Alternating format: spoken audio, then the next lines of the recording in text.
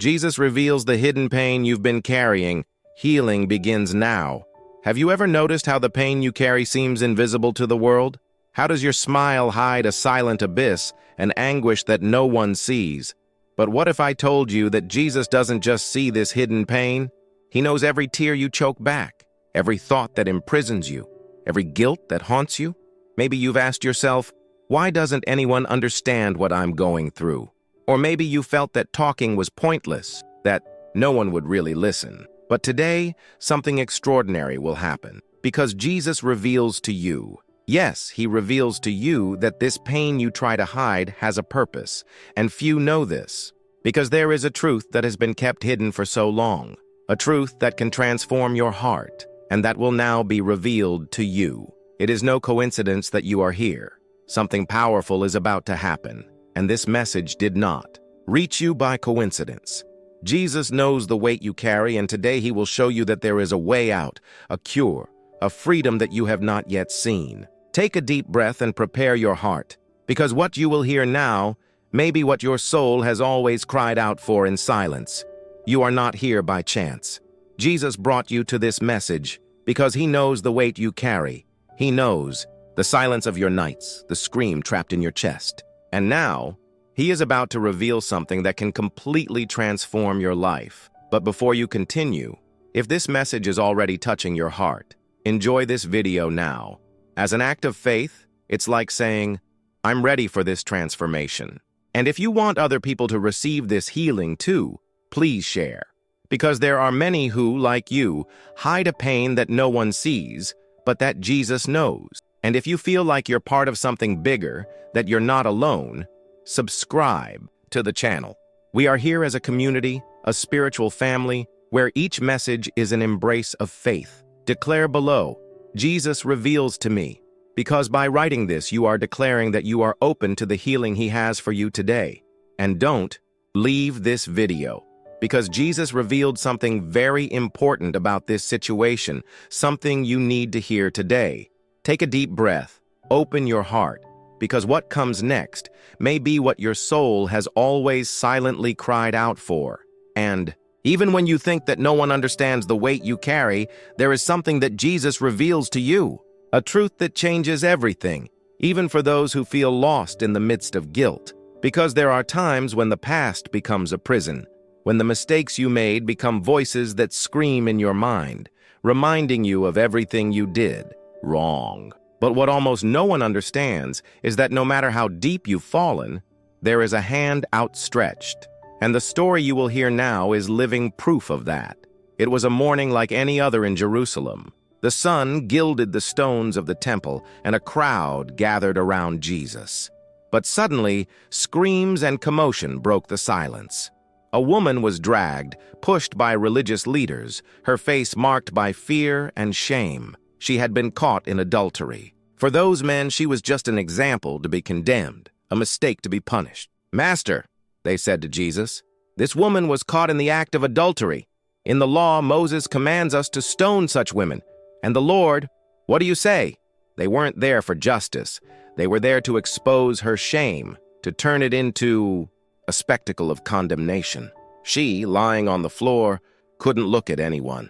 His heart was racing, his hands were shaking. The pain of guilt consumed her. But Jesus, instead of responding immediately, bent down. With his finger, he began to write in the dirt. The accusers insisted, eager for a verdict, for a word that would justify their cruelty. But Jesus stood up and said, let him who is without sin among you be the first to throw a stone at her. Silent. An overwhelming silence took over the place. One by one, they released their stones and walked away. Only Jesus and the woman remained. Their eyes met. And in that look, there was no condemnation, only mercy. Jesus looked at her and said, woman, where are your accusers? Has no one condemned you? She, with a trembling voice, replied, no one, Lord. And then Jesus said to him, neither do I condemn you. Go and sin no more. John 8:11. Can you imagine what this woman felt? The shame that crushed her? The guilt that seemed to be his only destiny? Maybe you identify with her. Perhaps guilt over past mistakes has become a constant shadow in your life. things you did that you can't forget, words that hurt, decisions that destroyed, choices that took you away from who you wanted to be. And even as time passes, this guilt continues to haunt you, as if you were trapped in an endless cycle of regret. But here is the truth that Jesus reveals to you. He does not condemn you. Even if everyone around you raises accusations, even if your own mind is cruel, he looks at you with compassion. Jesus did not come to crush you with guilt, but to free you from it. But why is this so hard to believe? Maybe because you learned that forgiveness is something you deserve, not something you receive for free. Maybe you see yourself as those men, with stones in their hands, ready to judge themselves, ready to punish themselves. But what if I told you that the guilt you carry is not an eternal sentence? That Jesus has already written his forgiveness on the earth of your heart, and that no one has the right to erase it? You may have made mistakes, but they don't define who you are. Because Jesus reveals to you that there is a new chance, that there is a way out, that there is a way beyond guilt. And now I ask you, how long will you carry this weight alone? How long will you allow the past to imprison you? Jesus reveals to you that forgiveness is not a distant idea, but a reality available to you now. And if you believe this, if you want to free yourself from this guilt that consumes you, I invite you to comment below, "Jesus forgives me and sets me free."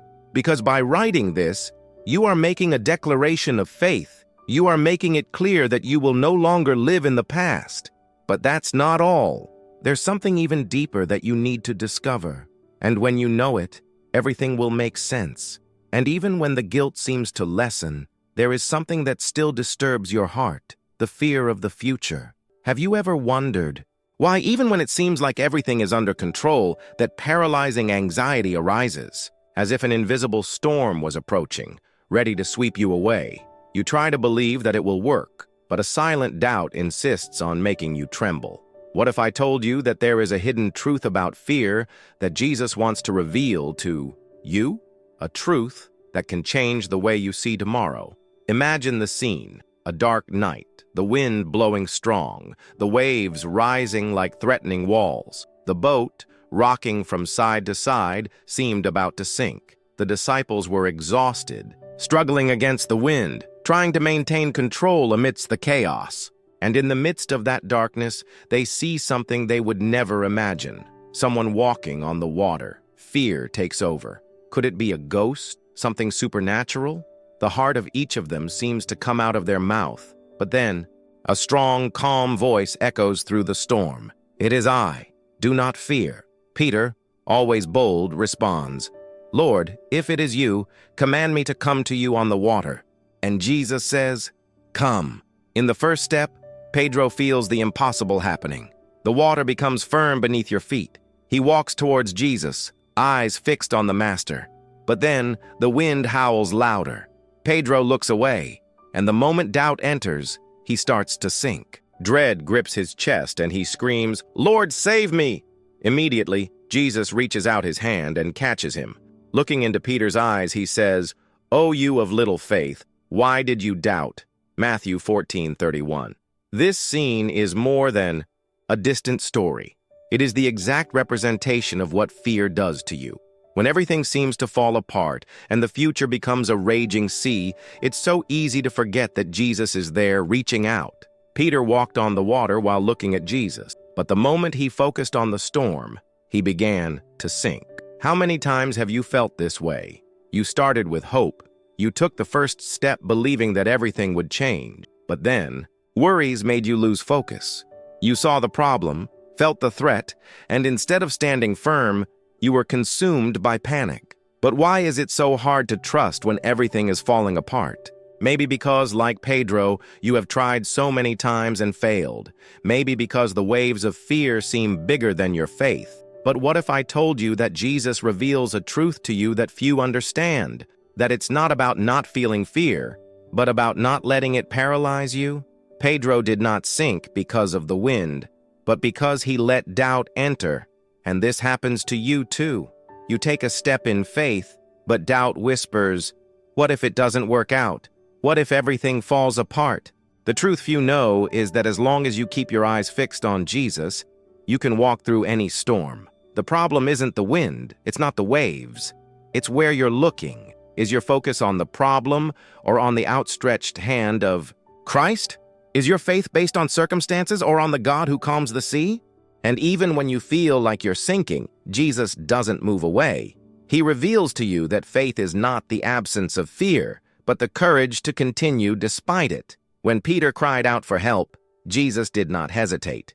Immediately, he extended his hand. There was no reprimand before the rescue. This means that even if your faith fails, Jesus' grace is greater. His hand is always outstretched to you. But now I want you to reflect. How many times have you let fear drown you? How many times have you started well, but stopped halfway because doubt dominated your mind? Have you ever thought that maybe the problem isn't with the storm, but with the way you see it? Jesus reveals to you that faith is keeping your gaze fixed on Him even when the wind tries to divert you.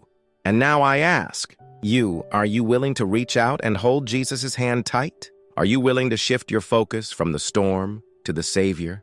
If this message spoke to you, write in the comments, "I hold Jesus' hand," because by declaring this, you are reaffirming your faith, saying that you will not allow fear to win.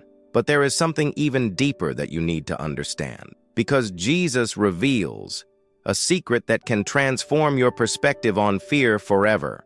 What if I told you that what comes next could be the key to overcoming any anxiety? And even when the fear seems to subside, when the guilt begins to dissipate, another even deeper pain emerges: loneliness. Because there's something devastating about feeling alone, even when surrounded by people.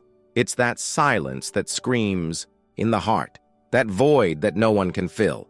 What if I told you that this pain is not unknown to Jesus, that there is a powerful truth about loneliness that He wants to reveal to you, a truth that can transform your isolation into an encounter?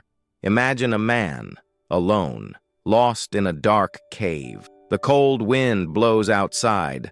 The sound of silence is overwhelming. That man is Elijah, the prophet who once defied kings, who witnessed the fire of God descend from heaven, but who now lies there, hidden, consumed by fear and despair.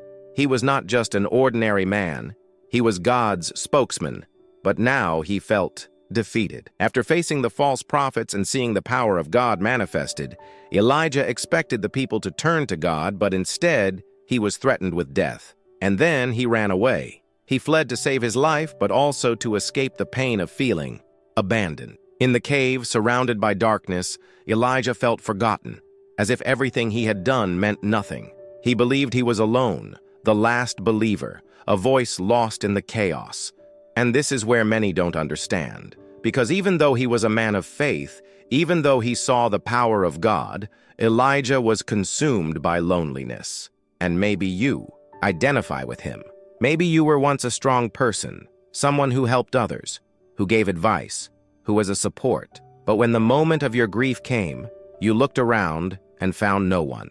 Loneliness is cruel. She makes you wonder if your life has any value, if anyone really cares.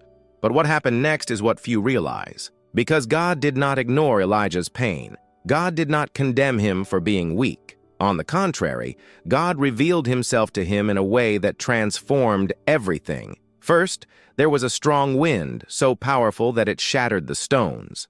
But God was not in the wind. Then an earthquake came, shaking the earth. But God was not in the earthquake. Then an intense fire. But God was not in the fire. And then, after all that manifestation of power, came a soft and calm voice. And that was where God was. Behold, the Lord has passed by. 1 Kings 19:11. Do you realize what this means? God did not reveal Himself to Elijah in strength, in spectacle, or in grandeur. He revealed Himself in the stillness, in the silence that seemed empty, but was filled with the presence of God. Because Jesus reveals to you that in the deepest loneliness, when you think no one sees you, that is where He is closest. Have you ever felt like Elijah, surrounded by people but alone inside?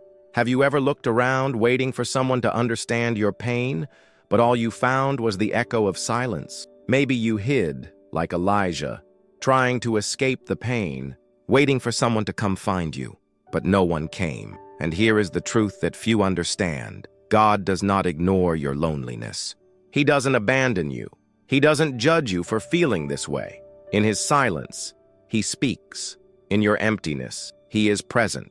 The problem is that you often expect God to reveal himself in the extraordinary, invisible miracles, in immediate responses. But he is in the whisper, in the peace that comes without explanation, in the gentle assurance that you are not alone. But why is it so difficult to realize this? Maybe because you learned that being strong means not feeling pain, that faith means not weakening.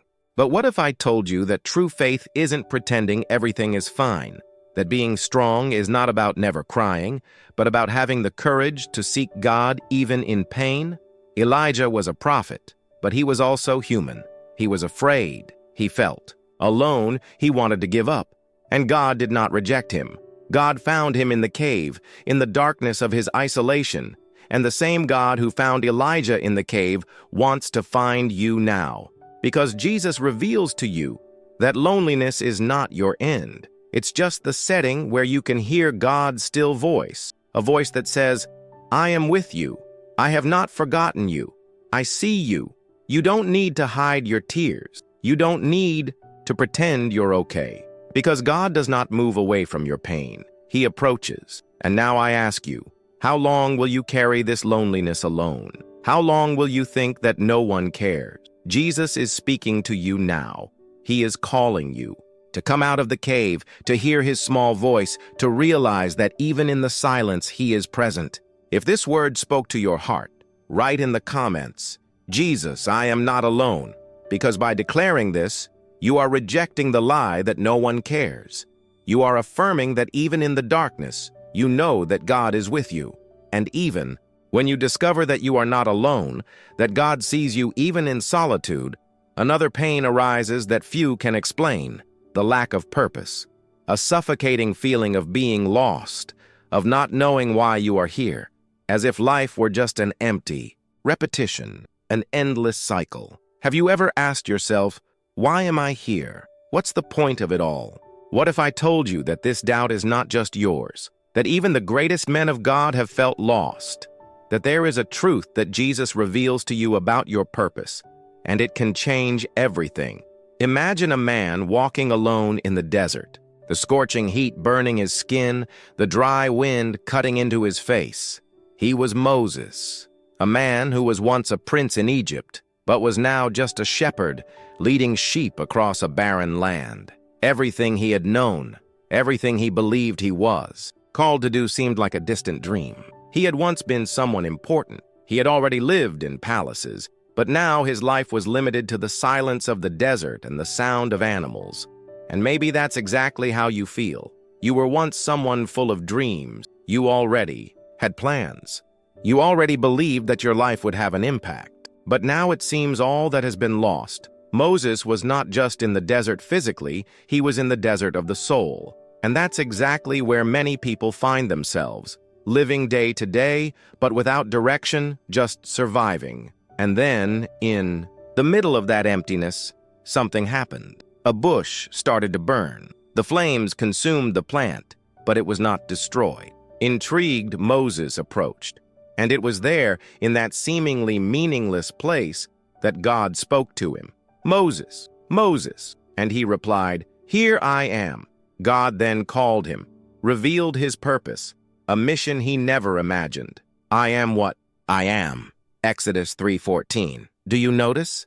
In the middle of the desert, in the place where everything seemed to be over, God revealed to Moses who he was and who Moses would be.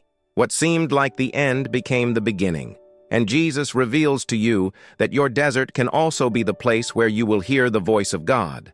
But what makes you feel purposeless? Is it failure? The closed doors? The wrong choices? Or maybe you just believe that your life would never amount to anything great, that you were born just to exist, not to impact. But here's the secret that few know. God doesn't choose the perfect, he chooses the willing. Moses was a fugitive, a man who had already killed someone, a shepherd forgotten in the desert. But God saw more in him than he saw in himself. Have you ever stopped to think that maybe God sees something in you that you can't see yourself? That what appears to be a meaningless life is actually preparation for something greater? But why is this so hard to believe? Because you look at the desert and only see emptiness. But what if I told you that the desert is the place where God speaks the loudest? Because it is in the silence that you hear the voice that really matters. But there is something even deeper that you need to understand. Because Moses could have ignored that bush, he could have continued with his meaningless routine, but he chose to get closer. And this is what Jesus reveals to you. Purpose will not find you while you are standing still. You need to get closer. You need to be willing to listen, to search, even when it seems like nothing makes sense. But I ask you, how long will you live without purpose? How long will you accept that your life is just a sequence of empty days? God did not create you by chance. You are not a mistake. You are not a coincidence. You are a divine creation with a unique calling. And if you believe this, if you want to discover your purpose, I invite you to write in the comments, Jesus, reveal my purpose. Because by declaring this, you are approaching the burning bush. You are saying that you want to hear the voice of God for your life, but that's not all. There's something even deeper about your calling that you need to discover. Because what happened later in Moses' life reveals a secret that few know. And when you understand, everything will make sense. And even when you discover that God gives you purpose in the desert, there is another truth that few recognize. Anxiety, an invisible prison that steals your peace, accelerates your thoughts, and makes your heart beat as if it wants to escape your chest. Have you ever felt this? That tightness that won't go away. That feeling that something is wrong even when everything seems to be in order. But what if I told you that even those who were at Jesus' side faced this anguish? That there is a truth that Jesus reveals to you about this anxiety you carry, and it can change everything. Imagine Martha. She was not a stranger to Jesus. In fact, she was a close friend. His home was a place where the Master was always welcome. But that day, while Jesus was there, Martha could not find peace. His steps were quick, his mind was racing, and his hands didn't stop. Dishes being served, food being prepared, everything needed to be perfect. But amid so much movement, something was wrong. She didn't feel peace. And while she was running around, trying to do everything herself, her sister Mary was simply sitting at Jesus' feet, listening to his words. Martha couldn't take it. Lord, don't you mind that my sister lets me serve alone? Tell her to help me. Luke 10:40. Have you ever felt this way? Trying to do everything, carrying the world on your shoulders, hoping that someone recognizes your effort, that someone notices your pain? Martha wasn't just overwhelmed by tasks. She was being consumed by anxiety. And Jesus' response was not a criticism, but a profound revelation. Martha, Martha, you are worried and worried about many things, but only one is necessary. Mary has chosen the good part, and it will not be taken away from her. Luke 10:41-42. Do you notice? Martha was so busy trying to do everything right that she missed the most important thing, being at the feet of Jesus. And this is the truth that Jesus reveals to you today. Your anxiety is not just a result of your responsibilities. It comes from forgetting what is most essential. You worry about doing things, about being perfect, about pleasing everyone, but you forget to simply be with Him. Anxiety screams, but the peace of Jesus whispers. And that's why you haven't been listening. Because the noise of your mind is louder than the Master's voice. But why is it so difficult to rest? Because we live in a world that makes you believe that you need to be everything to everyone. That you will only be loved if you are useful, productive, if you do everything right. But this is a lie. Because what you need most is not more tasks, but more presence, the presence of God. Martha was with Jesus in the house, but her heart was far away. And you? Have you been living like Martha, always doing, always striving, but never finding peace? Jesus reveals to you that your peace is not in a perfect day, in people who recognize your efforts or in completed tasks. Your peace is in Him. But what stops you from resting? Is it the fear of disappointing someone? Are you afraid that if you stop, people won't love you? Or maybe you just don't know how to stop, because you've learned that the value is in doing, not being. But this is a lie. Because at the feet of Jesus, you discover that your value is not in what you do, but in who you are. But there is something even deeper. Because Martha thought she was serving Jesus, but in reality, she was trying to serve herself. She wanted to be recognized. She wanted everyone to see her efforts. And that's what anxiety does. It traps you in a constant search for approval, for control. But when you live like this, you never feel like you're enough, because there is always more to do, more people to please, more problems to solve. But Jesus reveals something powerful to you. Come to me, all you who labor and are heavy laden, and I will give you rest. Matthew 11:28. Do you notice? He doesn't ask you to solve everything, to be perfect, to carry the world. He asks you to come, just that. Because it is at the feet of Jesus that anxiety loses its power.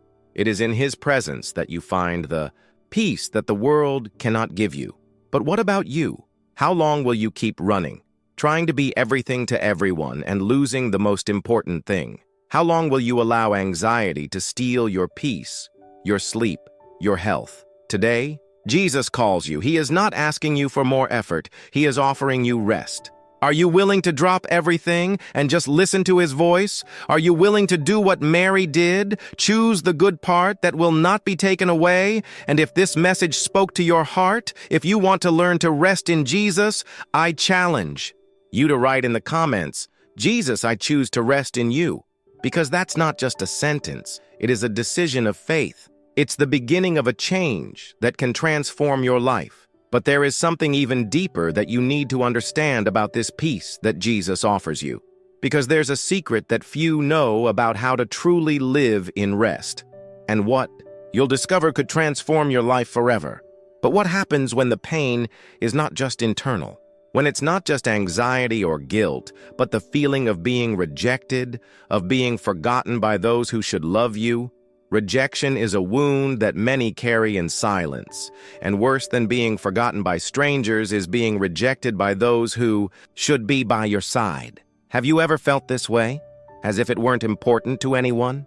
As if your existence were disposable? But what few understand is that Jesus reveals to you that even in rejection, there is a greater purpose, and that truth can transform your pain into strength. Imagine Jose, a young man who dreamed big dreams given by God, dreams that spoke of greatness, of leadership, of purpose, but his own brothers could not bear it.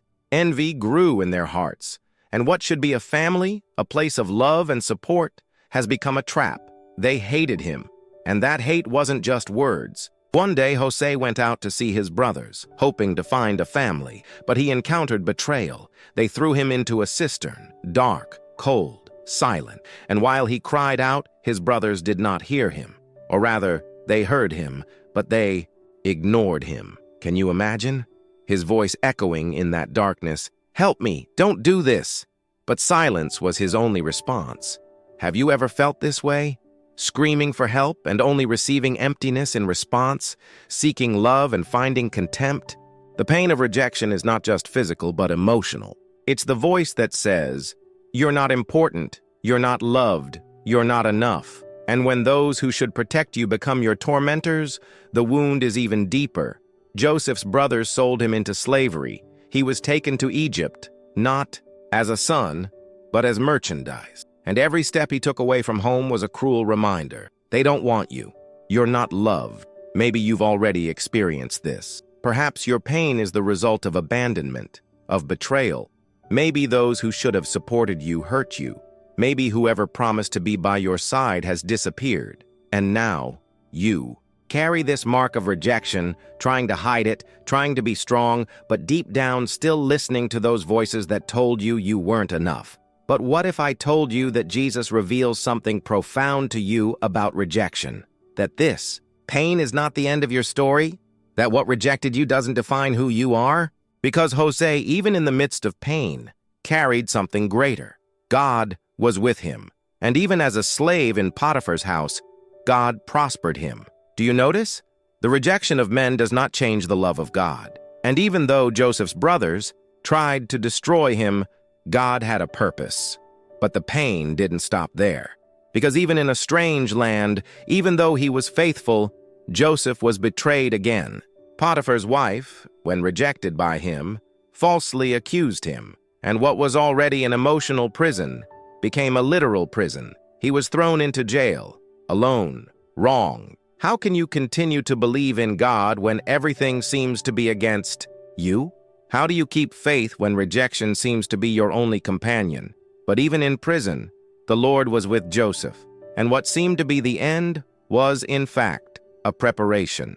Because God turns pain into purpose. What Joseph's brothers planned for evil, God used for good. And that is what Jesus reveals to you today, that this pain you carry, this rejection that hurt you, is not the end of your story. It is just a part of what God is doing in your life. Because the rejection of men is not the rejection of God. In fact, it is often the path he uses to lead you to your purpose. Joseph, the one who was rejected by his brothers, became governor of Egypt. And not just that, when his brothers came, to him, hungry, desperate, he had the power of revenge in his hands. But he chose forgiveness. You intended evil against me, but God meant it for good. Genesis 50:20. Do you notice? What hurt you can become what makes you stronger. The pain you carry can be turned into your greatest testimony, because Jesus reveals to you that you are not what they made you. You are what God says you are. And if today you feel rejected, forgotten, alone, know that you are not. Jesus sees you. Jesus knows you. And he is turning that pain into purpose. But the choice is yours. Will you allow rejection to define you? Or will you hand this pain over to God and allow him to turn it into something greater? Have you ever wondered why God allows you to go through this pain? Why didn't he free you from betrayal, from abandonment? Maybe it's because he is preparing you for something greater. Because it is in rejection that you discover that only God is enough. Because it is in pain that you find a faith that no one can steal. And when you realize this, you understand that what hurt you could be what will make you grow. If this word spoke to your heart, I challenge you to write in the comments, Jesus, transform my pain into purpose. Because this isn't just a comment, it's a prayer. It is a declaration of faith. And I believe that by writing this, you are saying to God, I am not what was done to me. I am what the Lord says I am. But do you know what happened later in Jose's life? What seemed like the worst chapter of his life became the path to his greatest victory. And what God did in his life, he can do in yours. Because there's something almost no one understands about the purpose of rejection. And what you discover could change everything. But what happens when the pain isn't just rejection?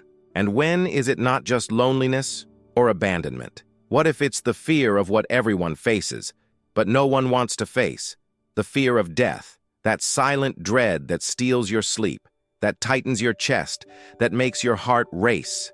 Have you ever caught yourself thinking about this?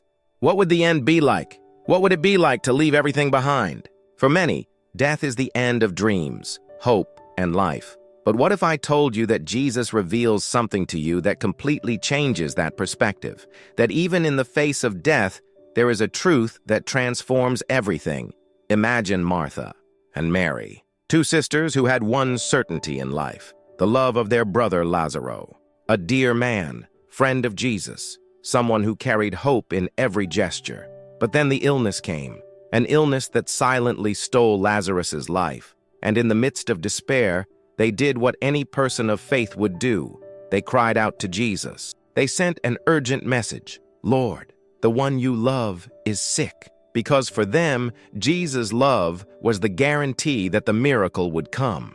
But what to do when the miracle doesn't come? The days passed.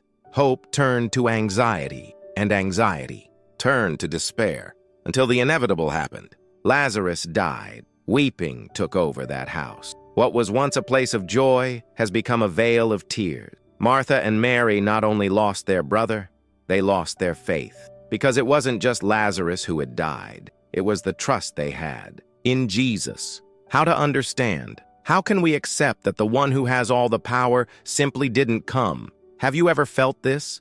As if God had forgotten you? As if, even knowing your pain, he did nothing? But Jesus came, not in their time, but in his time. 4 days after death, The tomb was already closed. The smell of death already permeated the place. Martha, heartbroken, went to meet him. "Lord, if you were here, my brother would not have died." Words that carry pain, disappointment, and an almost dead faith. But Jesus looked at her and said something that would change everything. "I am the resurrection and the life. He who believes in me, even if he dies, will live." John 11:25. Do you understand the power of these words? Jesus is not just someone who brings life. He is life itself. And where he arrives, death loses its power. But what does this mean for you? It means that the fear of death is not the end. It means that what you fear, what you think, is the end. For God is just the beginning. Because pain is not the end point. It's the comma that prepares you for a new story. But Jesus did not stop at words. He asked that the tomb be opened. What seemed impossible was about to happen. Martha, still in disbelief, tried to stop it. "Sir, it already smells bad," because fear makes us think that what is dead no longer has a solution. But Jesus reveals to you that nothing is beyond his power. And then, with a voice that pierces the silence of death, he cried out, "Lazarus, come out!" And the impossible happened. The dead man came back to life. But this isn't just about Lazarus. It's about you. It's about that dream that you think is dead. It's about that faith you feel like you've lost. It's about that relationship that you think has no solution anymore. Because what seems like the end to you is just the beginning to God. Jesus reveals to you that as long as he is present, there is no death that cannot be overcome. But you may ask, but why didn't he come sooner? Why did he allow Lazarus to die? Because there are lessons that are only learned in the valley of pain. Because true faith isn't just believing in miracles. It's trusting even when they don't seem to come. What if I told you that the fear of death is not just about the end of life, but about the fear of losing control, the fear of not knowing what comes next, the fear of leaving everything behind? But Jesus reveals to you that where control ends is where faith begins. Because trusting Jesus is understanding that even in the face of death, you are safe, that nothing can separate you from his love, not even the pain, neither does suffering, not even death itself. Are you afraid of death? Have you ever wondered, what comes next? Have you ever found yourself wondering if there really is something beyond, or maybe your fear is not just of physical death, but of the death of your dreams, the death of your relationships, the death of your faith? But what if I told you that Jesus not only resurrects what is dead, but turns what seemed like the end into a new beginning? That what you think is finished is actually the starting point for something bigger? And today, Jesus calls you out. What? He called Lazarus. He calls you to come out of the tomb of fear, anguish, uncertainty. He calls you to live, because true life is not just existing, it is living in him. It's trusting that even when everything seems lost, he has the power to transform death into life. If this message spoke to your heart, I challenge you to write in the comments, "Jesus, I believe in the life that comes from you." Because by writing this, you are not just commenting, you are declaring that death no longer has power over you, that fear no longer has dominion, that you are not alone, that what seems impossible to you is just an opportunity for God to reveal his power. But what if I told you that there is something few realize about what the resurrection really means? That what Jesus did for Lazarus is just a shadow of what he wants to do in your life, and what you will discover now can transform everything. But what happens when the fear of death is not your biggest enemy? What if it's something deeper, a feeling that silently paralyzes you, that whispers in every defeat, that echoes in every criticism? What if it's that cruel whisper that makes you believe you're not good enough, which will never be? That no matter how hard you try, you will always be inferior, incapable, unworthy. Have you ever felt this way? Have you ever looked in the mirror and seen only flaws, only weaknesses? What if I told you that Jesus reveals something to you that completely transforms this distorted view of yourself? It was a time of fear, oppression, and war. The people of Israel hid, surrounded by enemies. In the midst of this chaos, there was a man, but he wasn't a hero. He wasn't a warrior. It was just a young man named Gideon. And where was he? Hidden. Not on the front lines, not leading, but hidden in a mill, threshing wheat in secret, trying to survive, trying to escape destruction. He didn't see himself as strong. He saw himself as someone small, unable, unworthy. But it was exactly there, in that hiding place of fear and shame, that the angel of the Lord appeared, and his words were like a spark in the darkness. "The Lord is with you, mighty man of valor." Judges 6:12. Brave? How could it be? Gideon was not a warrior. He was a survivor. He didn't have the courage. He was afraid. But what if I told you that God doesn't see you the way you see yourself? That he doesn't call you for what you are today, but for what you can become in him?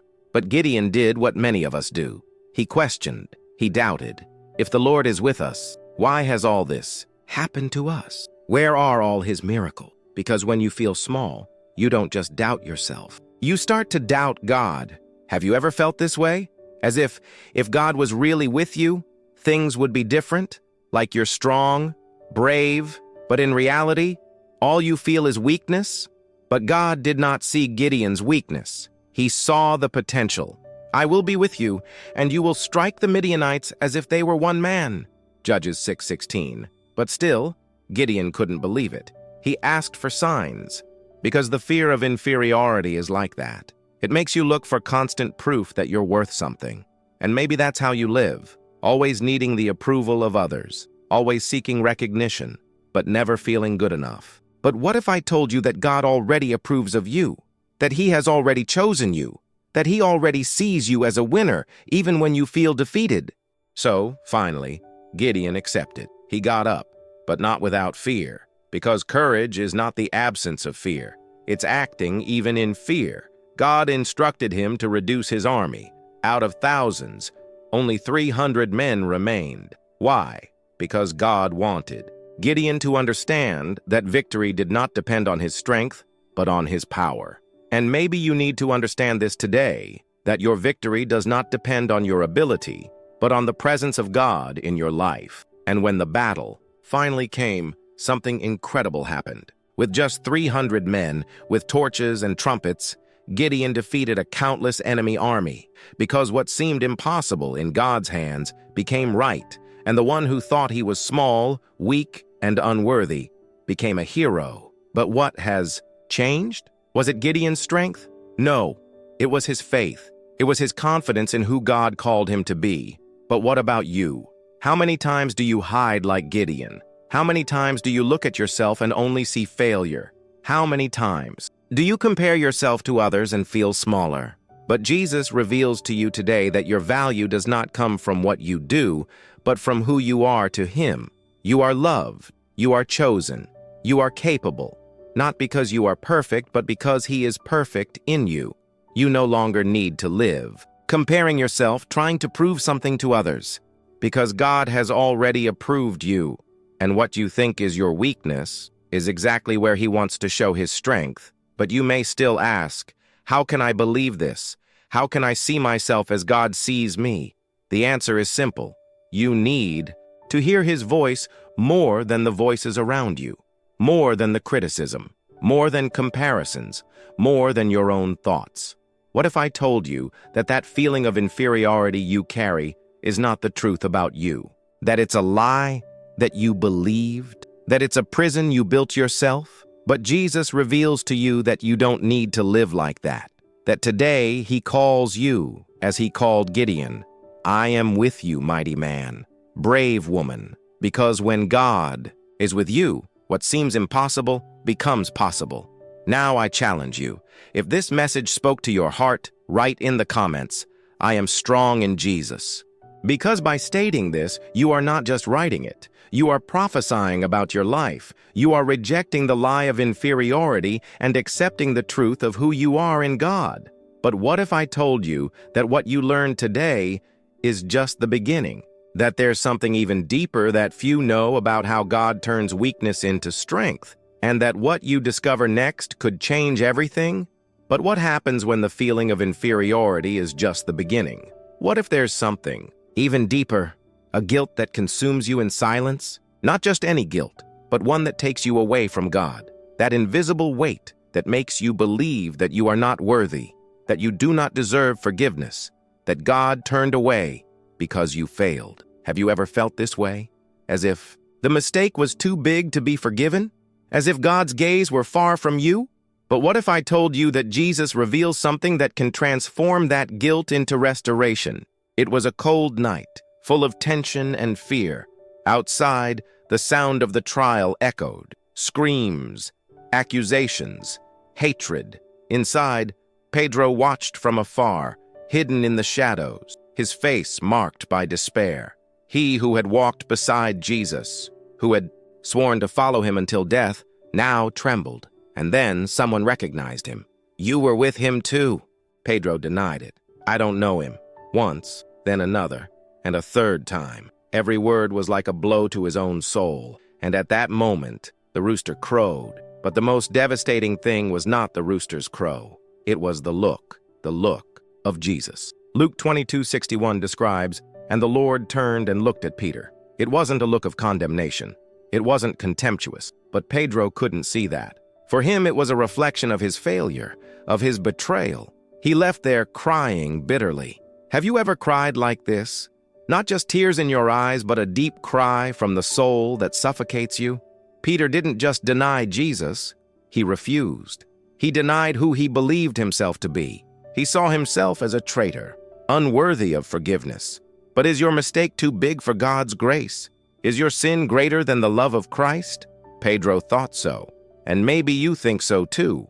Maybe you committed something that you can never forget. Words you said and can't take back. Attitudes that took everything from you. Perhaps you turned away from God because you felt you were no longer worthy of being in His presence, that your faith was broken, that you failed. And this spiritual guilt is a shadow that haunts you. But what if I told you that this is not the complete truth? That Jesus' look at Peter was not one of condemnation, but of love? That in that moment, Jesus didn't just see him as someone who denied him, but as someone he had already chosen to restore. Because right after the resurrection, when Jesus appeared to the disciples, he didn't just call them, he called Peter by name. In John 21 at the seashore, Jesus asked Peter, "Do you love me?" Not once, but 3 times. Not to condemn him, but to restore him. Each question erased a denial. Each answer rekindled a flame. What if I told you that Jesus does the same to you? That the error you carry is not the end of your story? That the guilt that consumes you is just a lie that keeps you from seeing the love He has for you? Peter thought his failure had destroyed him, but Jesus turned him into a rock. He didn't just forgive him. He called you to lead, to care for others, to be a voice of hope. And that same grace is available to you. But you may still ask, how can I forgive myself? How can I believe that Jesus truly accepts me? The answer is not in what you did, but in what He did. He went to the cross for you. He bore the weight of your sin. He bore the pain that should have been His. And even when you denied Him, even when you ignored Him, even when you walked away, He never walked away from you. He never stopped loving you. That look from Jesus to Peter was not a look of condemnation, but of compassion.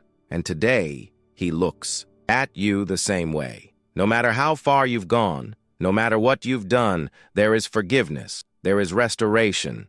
And the same Peter who wept bitterly was the Peter who stood up full of courage on the day of Pentecost, preaching to thousands. Because when Jesus restores, He doesn't just forgive you, it transforms you. And now I ask you, will you continue carrying this guilt? Are you going to continue believing the lie that God has turned away from you? Or will you accept the forgiveness that has already been poured out on the cross? You are not your mistake. You are loved. You are chosen. You are forgiven. If this word touched your heart, write in the comments, "Jesus, I accept your forgiveness." Because when you declare this, something changes in you. You stop looking at your error and start looking at grace. You stop carrying the guilt and start living in the freedom that only He can give. But what if I told you that what you've learned now is just the beginning? That there is an even deeper revelation that few know about, and that what you discover Next could be what your soul has always sought. But what happens when spiritual guilt isn't the only weight you carry? What if there is something even deeper that traps you and suffocates you? The fear of rejection. Not just the fear of being rejected by God, but of being rejected by others, of being judged, criticized, condemned for what you believe in. Have you ever felt this fear? Of hiding your faith, of not taking a stand, of hiding in the crowd? Why does talking about Jesus out loud seem too risky? But what if I told you that Jesus reveals something that can free you from that fear? In the darkness of the night, Nicodemus walked in silence. Every step was a mixture of expectation and fear. A leader of the Pharisees, a respected man, someone who had everything to lose. But something burned inside him, a doubt, a thirst that none of his religious traditions could quench. He had heard about Jesus, miracles, teachings that defied everything he knew. But how to admit this in public? How, as a teacher of Israel, could he allow himself to seek the one that the other leaders rejected? So he chose the hiding place of the night, because in the dark, no one would see. In the dark, there would be no judgment, and there, before Jesus, his words were hesitant. "Rabbi, we know that you are a master from God." We know. He didn't dare say, "I know." He couldn't expose himself. He couldn't show that that thirst for answers was his, and Jesus, with his deep gaze, did not condemn him. He didn't criticize him. Instead, he invited him to look beyond. "Truly, truly, I say to you, unless anyone is born again, he cannot see the kingdom of God." John 3:3. Nicodemus didn't understand. How could I be born again?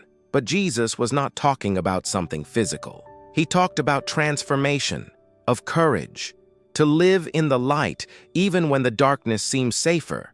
But maybe you feel like Nicodemus, hiding in the darkness of fear. Fear of being judged, fear of being rejected, fear that people will look at you differently if they know you are Christian, fear that your faith will be a reason for criticism. Maybe you even shut up when someone mocked your beliefs. Maybe you turned away when you felt you might be rejected for following Jesus. And this shadow of fear consumes you. You want to be accepted. You want to be loved. But you fear that if you show your faith, you will be left aside. Like Nicodemus, you seek Jesus, but always in the dark, always in secret. But what if I told you that this fear does not come from God, that Jesus didn't call you to live in the shadows but to be light, that true faith is not just a hidden belief, but a flame that illuminates what is around you? Nicodemus was afraid, but he was not rejected. On the contrary, he was welcomed. And later, that man who came at night was the same one who appeared in broad daylight next to Joseph of Arimathea to give Jesus a dignified burial. John 19:39. The man who once hid now dared to be seen, because he understood that what Jesus offered was greater than any fear, and that is what Jesus reveals to you today. You don't need to be afraid, no need to hide. The opinion of others does not define your value, and even if you are rejected by some, you are accepted by God himself. You are loved, you are chosen, and as he himself said, "Whoever comes to me, I will never cast out." John 6:37. What matters is who you are to him, not what others think. But you may ask, how can I overcome this fear? How can I have the courage to be who I am in Christ? The answer is not in your strength, but in his presence. Because the same Jesus who welcomed Nicodemus is the one who reaches out to you now. He doesn't criticize you. He doesn't reject you. He invites you to live in the light, getting up, speaking with courage. And even if the world rejects you, he will never leave you. You don't need to hide anymore. You don't have to live in fear, because your faith is not a burden, but a strength. It is not a shame, but an honor. You are a child of God, and those who truly love you will love you for who you are, and those who walk away were never part of their purpose. And now I ask you, will you continue hiding? Will you continue to let fear define your life? Or will you stand up and live the truth that is within you? Because Jesus did not call you to live in the shadows, but to shine. And if you feel that this word spoke to your heart, write in the comments, "I choose to live in the light." Declare this in faith, because when you declare, something changes. You come out of the shadows. You stop hiding. You start to live. But what if I told you that what you've learned now is just the beginning? That there is something even deeper waiting for you? That what you discover next could be the answer your heart is searching for? Because there is a truth that few know, and what comes next could transform your life forever. And even when the fear of rejection seems to dominate, there is an even deeper pain that many carry in silence, a constant suffering, an anguish that seems to have no end. Have you ever felt this way? Like you're stuck in a never-ending cycle of pain? As if your faith is being tested and your cry is ignored? But what you're about to discover now goes beyond what you imagined, because there's a story that reveals the power of faith in the midst of despair. It was an ordinary day. The sun was shining on the busy streets, people coming and going, their lives going on as normal. But for one woman, that day was just another day of pain. 12 years, 12 long years of suffering, an incessant hemorrhage that drained not only his body, but his soul. She had already tried everything: doctors, medicines, healers. Each attempt was a new hope that turned into disappointment. Each treatment was an empty promise. And with each failure, she felt weaker, more alone. She wasn't just a sick woman, she was a marked woman. In that culture, their problem was not just physical, but spiritual. She was considered unclean, averted, rejected. People looked away, afraid to touch her. For her, pain was not just a sensation. It was a prison, a suffocating loneliness, a burden that no one else seemed to understand. Have you ever felt this way? Lost in the pain, trying to hide your wounds so as not to be rejected? But something changed that day, because she heard about Jesus, someone who healed the blind, who restored the paralyzed, who brought life where there was death. In that woman's heart, a small spark lit up, a hope that, however fragile it was, made her move. But how to get to him? The crowd was huge. She was weak, fragile, without strength. But something in her heart said, if I just touch his clothes, I will be healed. Mark 5:28. I didn't need big words. It didn't need to be seen. Just one tap, just an encounter with the impossible. And she went. Every step was a battle. Every person he pushed was a reminder of his weakness. But she didn't stop. She didn't give up. Because inside her, something bigger than pain was growing. Something stronger than despair. Faith. A faith that pushed her forward, that made the impossible seem possible. And then she touched him. Just the edge of the mantle, a touch that would be insignificant to anyone. But for her, it was everything. In that instant, something changed. The flow stopped. The pain stopped. His body was healed. But that wasn't all. Jesus stopped. In the crowd, he asked, "Who touched me?" The disciples found it strange. A crowd around him, so many people pressing in, and yet he felt that touch. Because it wasn't a common touch. It was a touch of faith. And when the woman, trembling, revealed herself, when she told her story, Jesus not only confirmed her healing, he called her daughter, not a rejected woman, not an unclean one, but a daughter. Daughter, your faith has saved you.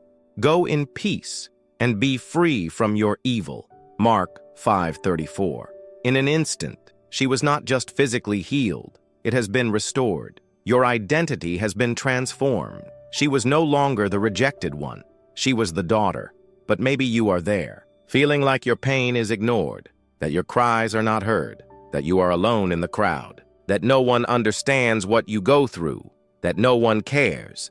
But Jesus reveals something to you today. You are not invisible to him. Your suffering is not ignored. Your pain is not forgotten. And even if you feel like you don't have the strength to scream, even if you feel like you can only touch the edge of the mantle, that's enough. Because what matters is not the size of your cry, but the faith you carry. What if I told you that your despair could turn into testimony, that your pain can become your greatest miracle, that what you think is your end could be the beginning of a new story? That woman's faith was not just a belief, it was a decision, a choice not to give up, not to surrender to suffering. And this is what Jesus reveals to you now. that even when everything seems lost, even when your pain seems to have no end, there is hope that the world cannot take away, a faith that goes beyond suffering, a peace that passes all understanding. But now I ask you, will you continue to carry this pain alone? Will you continue to believe that you are abandoned? Or will you, like that woman, stand up and touch Jesus in faith? Because he is here. He doesn't ignore you. He doesn't reject you. He doesn't pass by you without noticing. He feels your pain, and he calls you son, daughter. You are not just one in the crowd. You are loved. You are seen. You are chosen. And if this message spoke to your heart, write in the comments, "I touch Jesus with faith." Declare it, not just as words, but as a decision. Because there is power in declaring your faith, even when everything seems impossible. But what if I told you there was something even deeper? That there is a truth that few know about suffering? That what comes next could transform your life forever? Because there is a secret that Jesus will reveal to you. And when you understand, everything will make sense.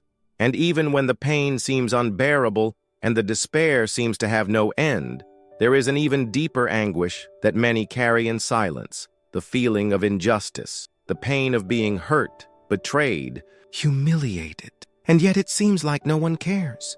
But what you are about to discover goes far beyond what you imagine, because there is a truth that Jesus reveals to you, and that truth can change everything. It was a cold and silent dawn in Jerusalem. The streets, which were once full of voices and laughter, were now filled with whispers and furtive glances.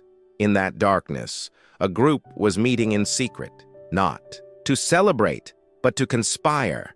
Priests and elders, men who were supposed to represent justice, were plotting something wicked, and at the center of this injustice was Jesus.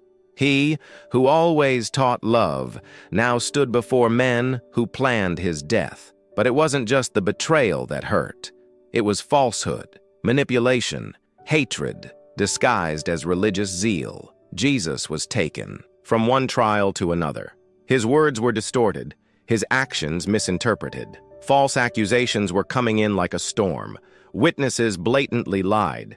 And what is more painful, those who knew the truth were silent. They watched in silence. Complicit in injustice. Have you ever felt this way? Like I'm surrounded by lies? As if your voice was ignored? Like the world has your back, even when you're right? As if justice were just an illusion? For Jesus, each accusation was a wound, but he didn't fight back. He didn't scream. He didn't defend himself. He was oppressed and afflicted, but he did not open his mouth. Isaiah 53:7. The soldiers took him, laughed at him, beat him. A crown of thorns was placed on his head. A crown that should be a symbol of royalty has become a symbol of scorn. And then he was placed before the crowd. A crowd that, days before, had welcomed him with applause, shouting, "Hosanna!" But now those same lips screamed, "Crucify him!"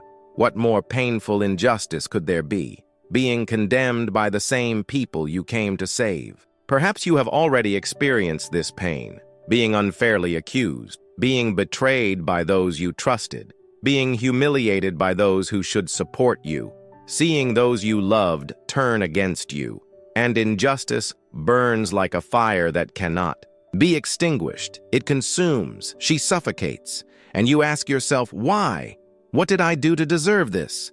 But Jesus didn't just suffer injustice. He faced her. He carried that cross, not because he deserved it, but because he knew that, through it, something greater was being done. On the way to Calvary, each step was a declaration, a message for all those who have ever been hurt, betrayed, humiliated. A message for you. When he was nailed to the cross, the sky darkened, the earth shook. But what shocked the most was not the physical suffering. It was forgiveness. Because even in the midst of pain, Jesus looked at those who mistreated him and said, "Father, forgive them, for they know not what they do." Luke 23:34. How could anyone forgive in the midst of so much injustice? How could anyone offer love in the midst of hate? And this is where the secret that Jesus reveals to you is. That forgiveness is not weakness. That giving your pain to God is the path to peace. Because while the world tells you to take revenge, to fight back, to hold grudges, Jesus shows you that forgiveness is freedom, that true justice does not come from the hands of men, but from the heart of God. You have already carried the weight of injustice for too long. You've already held a grudge, you've already allowed hatred to corrode your soul. But what if today was the day for you to give all of this to Jesus? What if, like him, you chose to forgive, not because they deserve it, not because it was fair, but because you deserve to be free, because you were not called to live chained by heartache, but how to forgive, how to let go of the pain when it seems so real. How can you look at those who hurt you and not want revenge? The secret is who you give this pain to. Jesus didn't just forgive, he delivered justice to the Father. He didn't say, I forgive them because they deserve it. He said, Father, forgive them, because he knew that the Father is the righteous judge. You've tried to carry this pain alone for too long. You've tried to be strong, but inside you feel destroyed. But today, Jesus reveals to you that there is a way out, that you can turn it all over to him, that you can choose to forgive, not because the injustice is forgotten, but because you refuse to be a slave to it. And now I ask you, will you continue to hold on to this hurt? Will you continue to allow the poison of injustice to destroy your peace? Or will you do like Jesus and say, Father, I surrender, I forgive, because I trust that you are the righteous judge? If this word spoke to your heart, write in the comments, Father, I deliver. Declare this as a step of faith, like a decision not to let the past define your future, as an act of freedom. But do you think that's all? What if I told you there was something no one realized about forgiveness? That what you will hear now can transform your life forever? Because there is a truth about forgiveness that few know, and when you understand it, everything will make sense. And even when the pain of injustice feels overwhelming, there is an even deeper wound that many carry in silence. Shame. Not that fleeting shame of a common mistake, but an all-consuming shame. A shame that seems to scream louder than any truth. And what you're about to hear now could reveal something few understand, and that could change everything. It was noon. The sun burned over the dry land of Samaria, but unlike everyone else, one woman walked alone towards Jacob's well. While the other women came at dawn or dusk, she chose the scorching heat. Not because I liked it, but because I preferred the heat of the sun to the heat of contemptuous looks. His feet kicked up dust with each step. His hands carried the empty pitcher, but it was his soul that was truly empty, and his mind, his mind was full of memories that she wanted to forget, full of looks that judged her, full of words that hurt her. A marked woman, known not by her name but by her mistakes, 5 husbands, and now living with a man who wasn't even her husband. In the eyes of society, she was a failure. A woman who didn't deserve respect, who didn't deserve love.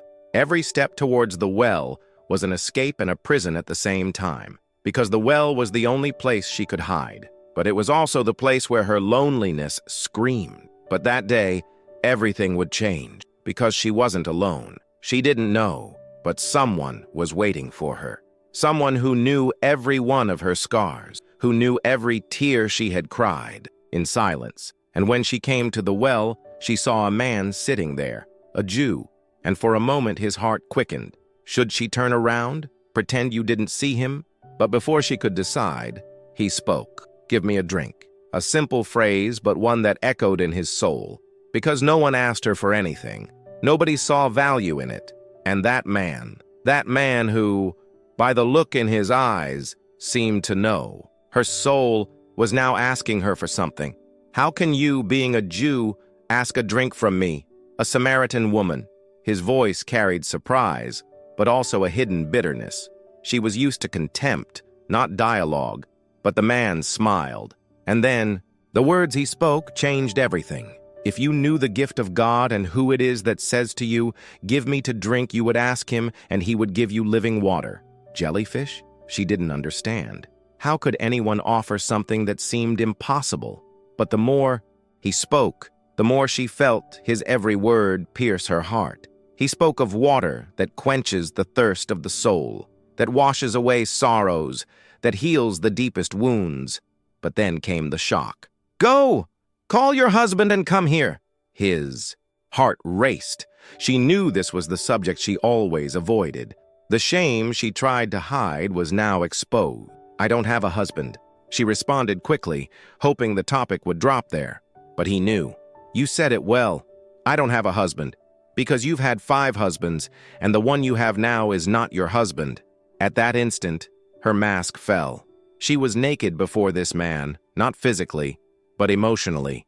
All the secrets she tried to hide, all the sins she avoided remembering, were exposed. But the most surprising thing was not the fact that he knew. It was the fact that, even though he knew, he didn't reject it. He didn't condemn her. He didn't humiliate her. On the contrary, he continued to talk to her, continued to look into her eyes. And when she asked about the Messiah, he didn't deflect. He did not confuse her with difficult words. He simply said, "I am. I who speak to you." Have you ever felt this way? Trying to hide who you really are? Pretending everything is fine while carrying a shame that eats away at you? Maybe not. 5 husbands, but they are wrong choices. These are secrets that you fear someone will discover. These are scars that you try to hide. But Jesus reveals to you that shame has no power in the face of the truth. Because the truth is not just about exposing your mistakes. The truth is about revealing that, even knowing everything, he still loves you. He didn't move away from that woman. On the contrary, he revealed himself to her in a way he hadn't done to anyone before. And that's what he does to you. Jesus is not the one who points the finger to condemn you. He is the one who reaches out to heal you. Because what the world uses to humiliate you, he uses to restore you. What the world sees as failure, he sees as an opportunity for grace. You have carried this shame for too long. Have you ever believed that you were unworthy, that you were worthless, that no one would ever accept you if they knew the real you? But Jesus knows. He always knew. And yet he is here, talking to you, offering living water that cleans, that heals, that restores. But now the choice is yours. Don't hide. Do like that woman and run to tell others that you found someone who knows everything about you and still loves you. If this word spoke to your heart, write in the comments, "Jesus knows me and loves me." State this as a truth, like a release, like a decision to not let shame define you. But do you think that's the whole story? What if I told you that what happened next to that woman was even more surprising? That her transformation didn't end in that well, and that what comes next could reveal something you never imagined? Because there is a truth about shame that few know, and when you understand it, everything will make sense. And even when shame seems like the deepest pain, there is something that eats away at the soul. Even more silently, the fear of not being loved. That emptiness that screams even when there are smiles around, that suffocating feeling that you will never be enough for anyone. And what you hear now could reveal something that few understand, and that could change everything. In that village, the silence of the night was interrupted only by the sound of a young man's hurried footsteps. His heart was beating fast. His body carried the weight of hunger, but his soul carried the weight of guilt. His name was remembered only as a disappointment. He was the prodigal son, a son who had traded the security of home for an empty promise of freedom, that he had demanded his inheritance while his father was still alive, something unthinkable. For many, he had practically told his father that he wished him dead.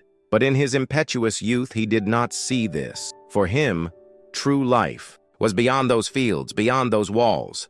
And he went. He left with his pockets full and his heart empty, believing he could buy happiness, love, and respect. But he soon discovered that the brightness of the world is nothing more than a mirage, that friends who surround you in abundance disappear in scarcity. What empty promises are what are left when the money runs out? And then, there he was, dirty, hungry, despised, a rich man's son now begging for food from the pigs. The smell was unbearable, but the smell of shame was worse. He was no longer a son. It was a failure, a man who had destroyed everything his father built, who had thrown away a family's love for pleasures that dissipated like smoke. But it was at that bottom of the well, surrounded by mud, that something inside him woke up. He remembered his father, a man who not only had wealth, but who was generous, fair, who even treated his employees with dignity. And suddenly a voice whispered in his mind, "What if you came back?" But fear came soon after. How can I go back? After everything I've done, after I've wasted what wasn't mine, what if he doesn't accept me? What if he kicks me out? What if he hates me? But desperation pushed him away. Better to be a servant at home than a pauper in the world. And then he started walking. Every step was heavy, every memory of the past a blade in his heart. He rehearsed his words. "Father, I have sinned against heaven and against you. I am no longer worthy to be called your son. Treat me as one of your servants."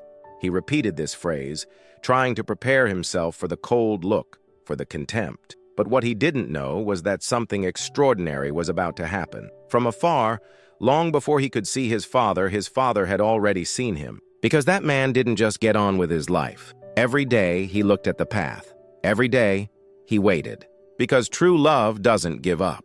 And that day, when he saw that distant figure, when he recognized his son's tired walk, the father didn't wait. He didn't cross his arms proudly. He didn't wait for explanations. He did not ask his son to kneel in repentance. The father ran. He went as if that were the most important day of his life, and the son, surprised, barely had time to understand. Suddenly, he was in his father's arm. Those rehearsed words were mixed with tears. "Father, I have sinned," but before he could. "Finish!" The father was already shouting to the servants. "Bring your best clothes! Put a ring on your finger and sandals on your feet! Kill the fatted calf! Let's celebrate! For this son of mine was dead and is alive again. He was lost and is found." Can you imagine that young man's shock, the confusion, the relief that mixed with shame? He expected a trial, hosted a party. I expected to be rejected. He was hugged. He expected to be a servant. He was restored as a son. And you? How many times have you felt unworthy of love? How many times have you believed that no one would ever accept you if they knew the real you? How many times have you looked in the mirror and seen yourself as a failure, as someone who only deserves contempt? But Jesus reveals something powerful to you today. God's love does not depend on your performance. It doesn't depend on your mistakes or your successes. God is not a cruel judge waiting for your failure to condemn you. He is a father who runs to you when you need him most. And if you are feeling unworthy, if you think you have gone too far, that there is no way back, listen well, there is a father who awaits you, who not only accepts you but celebrates your return, who doesn't care about the smell of shame, but rather the perfume of grace. You are not a failure. You are a son, a beloved son, a son who may have been lost but is found by the Father's love, and today, he calls you back. It doesn't matter what you did. It doesn't matter what you didn't do. You are not defined by your mistakes. You are defined by the love God has for you. If this message spoke to your heart, write in the comments, "I am loved by God."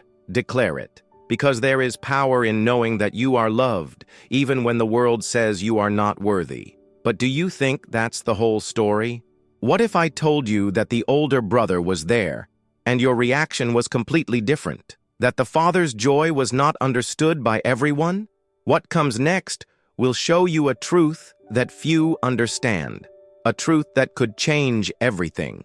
You believe about being loved. And even when love seems like an unconditional gift, there is something the human heart struggles to overcome: anger and resentment. That pain that turns into resentment, that forgiveness that never comes, that name that, when remembered, makes your chest burn.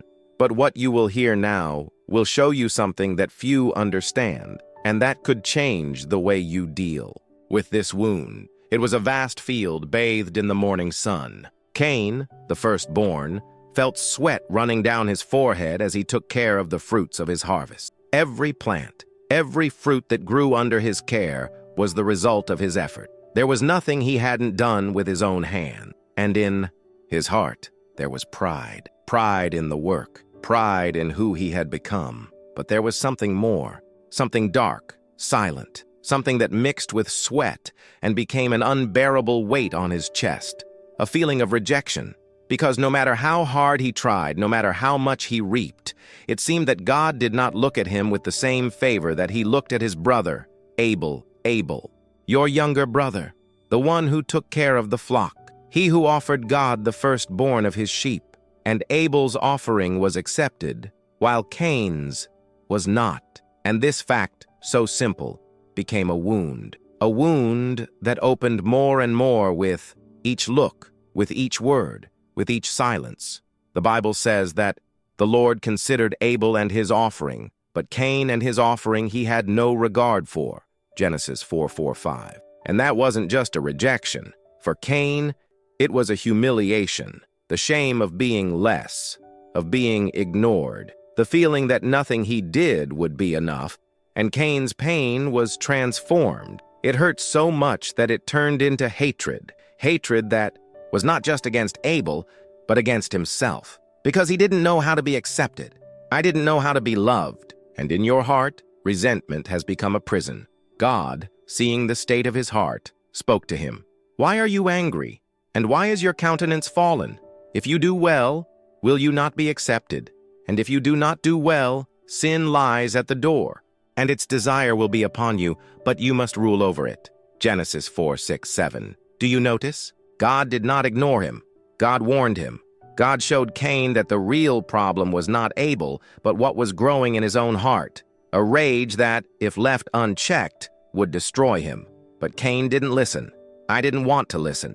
In that field, where the shadows of the trees danced in the wind, Cain called Abel, and what started as a conversation ended in tragedy, with a muffled scream, with blood staining the earth. The first murder in history. It wasn't just a death, it was the result of the grudge that had become uncontrollable. And suddenly, silence. The silence that seemed to echo guilt. God came to Cain, not as an implacable judge, but as a voice seeking redemption. Where is Abel, your brother? And Cain, now consumed by sin, tried to hide. Am I my brother's keeper? But God knew. God always knows. The voice of your brother's blood cries out to me from the earth. And Cain, who had tried to get rid of his resentment by destroying Abel, was now even more of a prisoner. Because resentment that isn't healed never goes away. It just changes shape. And you? How many times has someone hurt you? How many times? Have cruel words been thrown like swords? How many times have you been ignored, rejected, left behind? And each of those wounds turned into a hurt that you carry. A hurt that you don't mention, but that is always there. Maybe you say you've forgiven, but just hear the person's name and your heart races. Your mind begins to relive the pain, the injustice, the betrayal. Because forgiveness was never real. You just learned to hide the resentment. But Jesus reveals something profound to you today. Forgiveness is not about forgetting what was done to you. It's not pretending that nothing happened. Forgiveness is a choice of liberation, not just for those who hurt you, but especially for you. Because as long as you hold on to resentment, you are the one who remains stuck. It's you who keeps reliving that pain, that abandonment, that betrayal. It's like drinking poison and waiting for someone else to die. But how can you forgive when the pain is so real? How do you let go when you still feel the weight of the hurt? You can only forgive when you understand that forgiveness is not an emotion. It's a decision to surrender to God what you cannot change, to let Him do justice. Cain didn't understand this. He tried to eliminate what made him suffer, but he didn't realize that the problem was never Abel. The problem was what was growing in his own heart. And you, are you going to let resentment destroy you? Jesus calls you today to something greater, to give that pain, that anger, that hurt to Him, to trust that justice belongs to God, not to you, to understand that forgiveness is the path to your freedom. If this message spoke to your heart, write in the comments, I choose to forgive. Declare it, because when you decide to forgive, you don't just free the other, you free yourself. But do you think forgiveness is only for those who have been offended? What if I told you that sometimes the hardest forgiveness is to forgive yourself? What follows will reveal something that few understand, but which is essential to your healing. And even when it seems like forgiveness is the path to peace, there is a pain that remains. The fear of being abandoned, that feeling that gnaws, that makes the heart race with every silence, with every unanswered message, with every promise that seems empty. But what you hear now will reveal something few understand, and it could be the key to your liberation. It was a dark night. The wind blew coldly between the mountains, and the silence of the desert seemed overwhelming. David, the man who had been anointed to be king, was now a fugitive. He who had defeated Goliath, who had led armies, who had sung praises to God, was now hiding in caves, running from Saul. The same Saul he had faithfully served, the same Saul he had loved like a father. But the one who once admired him now persecuted him. Saul had been consumed by jealousy, by envy, by the fear of losing his throne. And David, who had never wanted to take his place, now saw himself as a fugitive, a man without a home, without security, without peace. Have you ever felt this way? Have you ever trusted someone who then turned against you? Have you ever felt abandoned by those who were supposed to protect you? David felt this, and not just from Saul. There were times when even his own companions wanted to stone him. Moments when it seemed like he was completely alone. And in that cave, enveloped by darkness, David had nothing left but fear. Fear of being hunted, fear of being forgotten, fear that God had abandoned him too. Because that's what loneliness did. She whispered in her heart that he was not loved, that he was not chosen, that he was just another lost in the crowd. But it was there in that place of despair that David discovered something that would change everything. Because even surrounded by darkness, he began to sing. He started to pray. He began to cry out, "The Lord is my refuge and strength, a very present help in trouble." Psalm 46:1. Do you notice? He wasn't denying the fear. He wasn't pretending everything was fine. He was admitting his weakness, his pain, his despair, but he was choosing to look to God, because in the midst of his loneliness, he realized that he wasn't really alone. Have you ever felt this way? As if the whole world had abandoned you, as if those who promised to be by your side had disappeared, as if God were far away, just watching as you suffered. But what if I told you that it is precisely in this place of abandonment that God reveals himself most powerfully? That it is in solitude that you discover that you don't need to depend on anyone else to be loved? That God's love does not depend on circumstances, people, or human promises? David began to understand this. Even when his own men spoke of stoning him, he strengthened himself in the Lord his God. 1 Samuel 36. And you, where have you found strength? Where have you sought comfort? In the affection of those who fail? In the approval of those who change their opinion? Or in the presence of a God who never leaves you? The truth is that the fear of being abandoned is a prison. He makes you cling to people who hurt you because you are afraid of being alone. He makes you accept crumbs of love because you believe it's the best you'll get. He makes you stay silent when you should speak because he is afraid that if you are honest, you will be rejected. But Jesus reveals to you today that you no longer need to live like this because there is a love that never fails, a love that doesn't leave you, a love that doesn't abandon you. David, the fugitive, the homeless man, the persecuted, became Israel's greatest king, not because he was never afraid, not because he never felt alone, but because even in despair, he learned to seek God. And you? Where have you sought security? Maybe you were abandoned by friends. Maybe your own family turned their back on you. Maybe the one who promised to be by your side forever has left you, and now you feel lost, alone, with no one to trust. But Jesus reveals something to you today. Behold, I am with you always, even to the end of the age. Matthew 28:20. He doesn't abandon you. He doesn't forget you. He can't get enough of you. You don't need to beg for love. You don't need to submit to relationships that hurt you just to avoid being alone. You are loved by a God who knows every detail of your heart and still chooses you. David found strength in God. And you? Will you continue to allow fear to control you? Will you continue to cling to people who only hurt you? Will you continue to believe the lie that you are unlovable? Today, you can make a choice. You can decide that even if the whole world abandons you, you are not alone. That the God who walked with David in the caves is the same one who is by his side now, that his love is enough. If this word spoke to your heart, write in the comments, "Jesus, I trust in you." Declare it, because it is in trusting God that fear loses its power.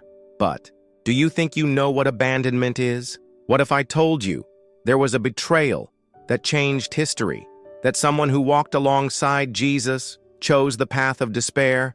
What follows will show you that even in the greatest betrayal, there is a lesson that few understand. And even when it seems like the fear of abandonment is the worst pain anyone can feel, there is something even deeper. Repentance.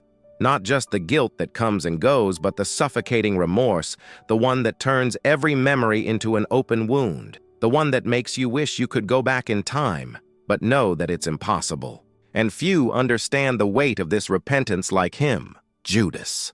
It was a silent night, lit only by the pale glow of the moon. In the Garden of Gethsemane, the air was filled with an almost palpable tension. The disciples were dispersed, some asleep, others restless. But amidst the darkness, a figure advanced, accompanied by a crowd. Torches flickered, spears flashed, and poisonous whispers pierced the air. Judas walked ahead. Judas, the disciple, the one who had walked with Jesus, who had seen the miracles, heard the words of eternal life, shared the bread. But now his steps were heavy, his gaze empty. In his hands, the silver reflection of the coins glittered like a cruel reminder of his mistake. Have you ever felt this way? Have you ever made a decision that you deeply regret? Have you ever trusted in something that seemed like a way out, but soon turned out to be a prison? Judas believed he was doing right. Maybe he thought Jesus would get rid of it, that it would just be pressure for him to reveal his power. Maybe it was just desperation. But now, as he walked, the truth consumed him. He approached Jesus, and at that moment the silence was broken by a gesture that no one expected. A kiss that should have been a sign of affection, but became a symbol of betrayal. Judas, with a kiss do you betray the Son of Man? Luke 22:48. Jesus' words were not of condemnation, but of a pain that Judas could never forget. Do you notice? It wasn't the soldiers, it wasn't the Sanhedrin, it wasn't the Romans, it was Judas. And the guilt hit him like a storm. He watched as Jesus was taken away, as the screams rose, as the violence grew, and with each step, the weight of his mistake became unbearable. What do you do when you realize that your choices have destroyed what you loved most? What do you do when you realize that what you have done is irreversible? Judas ran, but not into the arms of forgiveness, not for the disciples, not for the cross. He ran into the shadows, where remorse consumed him. Have you ever felt this way? As if you were trapped in a prison built by your own hands? As if every thought was an accusation? As if there was no way out? Judas tried to return. He ran to the priests, threw the coins on the ground. "I have sinned by betraying innocent blood." Matthew 27:4. But the cold words he heard in response were like poison. "What do we care? That's up to you." And that's exactly what repentance does when it doesn't find forgiveness. It turns into despair. Judas was unable to forgive himself. He couldn't believe there could be redemption. And in his pain, he chose the end. But what about you? Have you ever felt like Judas, stuck in a cycle of guilt, believing your mistakes are too big to be forgiven? That you went too far? That there is no turning back? But Jesus reveals something to you today. Judas's problem was not his mistake, but where he looked for redemption. He sought forgiveness at the hands of those who condemned him. He sought relief in the same place that sold him guilt. And when he didn't find it, he gave up. But there is a truth you need to understand. It doesn't matter how big your mistake is. It doesn't matter how many times you failed. It doesn't matter how far you've gone. Jesus is not just the God of those who get things right. He is the God of those who fall. Peter also denied Jesus 3 times, and not just in secret but publicly. But Peter did something that Judas did not do. He wept bitterly and returned to Jesus. Judas let guilt turn him into despair. Peter allowed the pain to bring him back to forgiveness. And you? Will you allow regret to destroy you? Will you let guilt be your final sentence? Or will you run into the arms of the one who never rejects you? Because even when Judas betrayed him, Jesus called him his friend. Even when Peter denied him, Jesus restored him. There is no mistake too big for the love of God. There is no sin that the blood of Jesus cannot forgive. Today, Jesus reveals to you that repentance is not the end. It's the beginning of a new chance, the beginning of a restored life, the beginning of an encounter with true grace. Have you been carrying a weight that no one sees? Have you condemned yourself for something you did? Have you been believing the lie that it's too late? It's not too late, because the cross was the place where all mistakes were forgiven, where every blame was nullified, where even the biggest traitor can find redemption. And if this word spoke to your heart, if you have struggled with repentance, write in the comments, "Jesus, I choose forgiveness." Declare it, because it is in the choice to seek forgiveness that despair loses its power. But do you think you know what pain is? What if I told you that even the Son of God felt the crushing weight of suffering, that there was a moment when he himself wanted it all to end? What follows will show you a truth that few know, and even when regret seems to crush the soul, there is an even quieter, more unbearable pain. A pain that many carry in silence, hidden beneath forced smiles and empty prayers. It is spiritual fatigue, a tiredness that cannot be cured with physical rest, an exhaustion that does not disappear with a night's sleep. It's that feeling of fighting in vain, of carrying a burden that seems heavier and heavier, and no one understood this pain better than him. Jesus himself in the Garden of Gethsemane. It was a dark night. The wind whispered among the olive trees, and the leaves danced like restless shadows. In the garden, Jesus was kneeling, his face turned to the sky, his voice barely a whisper but full of anguish.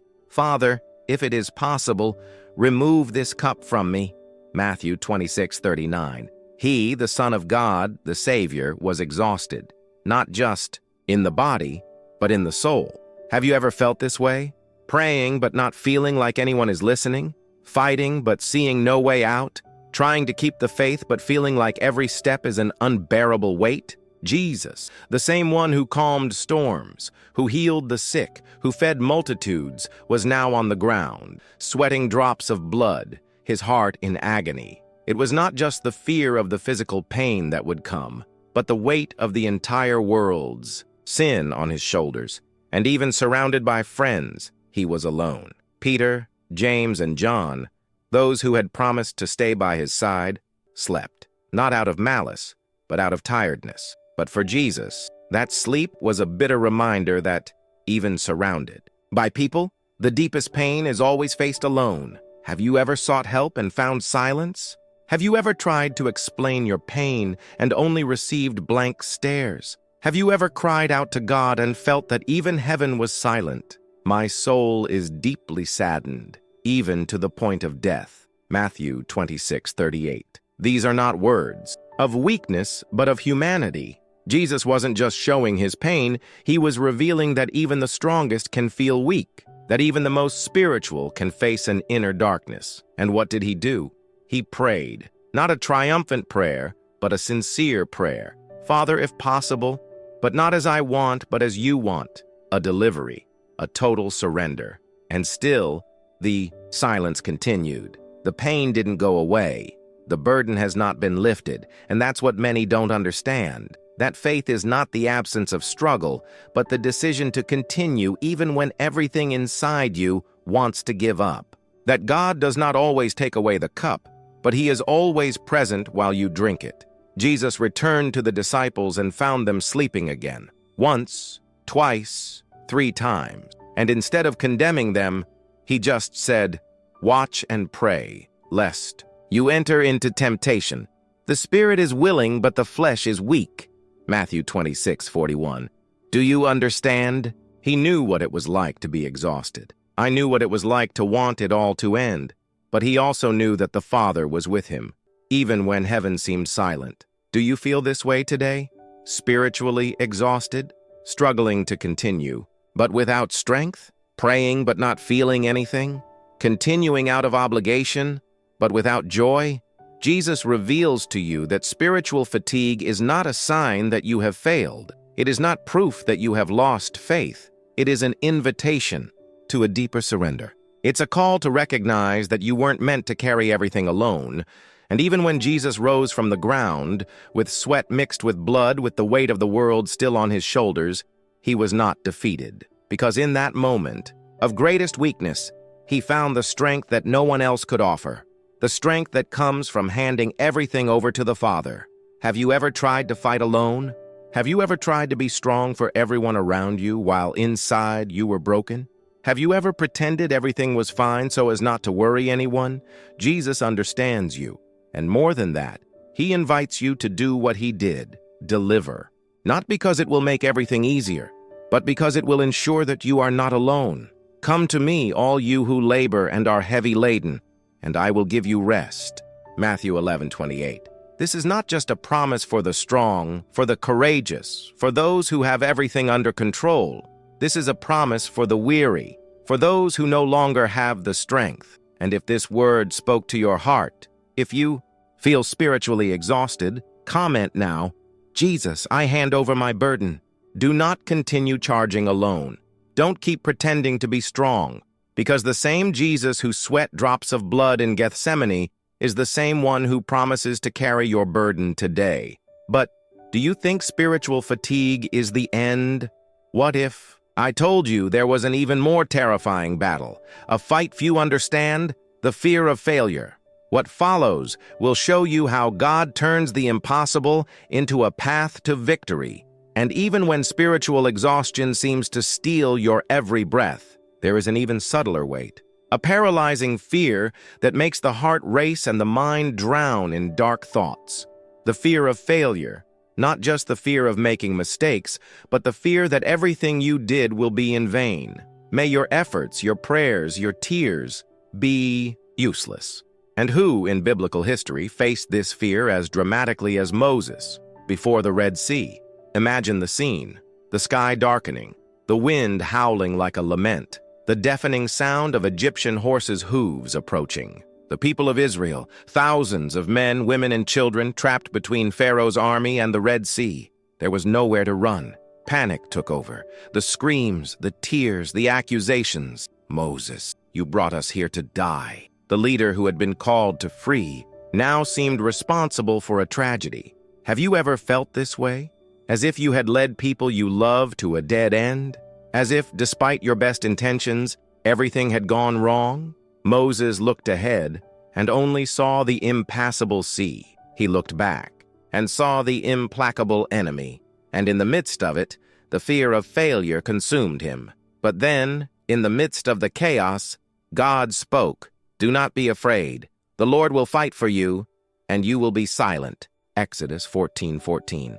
A promise that seemed impossible. How can you trust when everything around you screams defeat? How can we believe when failure seems inevitable? But Moses obeyed. He raised his staff over the sea, and what was impossible happened. The waters divided. A path opened in the middle of the impossible.